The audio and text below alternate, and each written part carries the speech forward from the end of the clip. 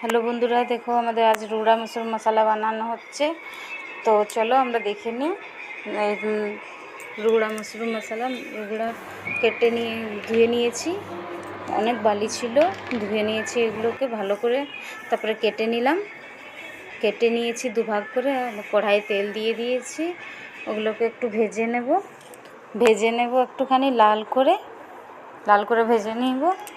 তারপরে হলুদ নুন দিয়ে লাল করে ভেজে নিয়ে তুলে নিয়েছি সুন্দর করে লাল করে। তারপরে মশলা তৈরি করব।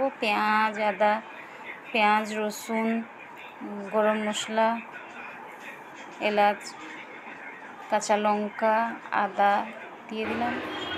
আবার এটাকে তেল দিয়ে দিলাম কড়াইয়ে, পেঁয়াজ দিয়ে দিলাম।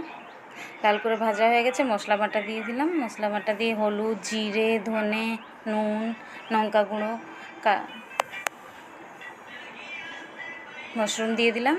মাশরুম দিয়ে একটুখানি নাড়াচাড়া করে জল দিয়ে দিয়েছি। ভাজবো, একটুখানি নাড়াচাড়া করব, একটুখানি জল দিয়ে সেদ্ধ করতে দিয়ে নাড়াচাড়া করে দিয়েছি। দেখো সুন্দর আমাদের কালার রঙটা এসেছে। সুন্দর হয়েছে। তো পছন্দ লাগলে আমাদের রেডি হয়ে গেছে রুড়া মাছের মশলা। পছন্দ লাগলে কমেন্ট করো প্লিজ।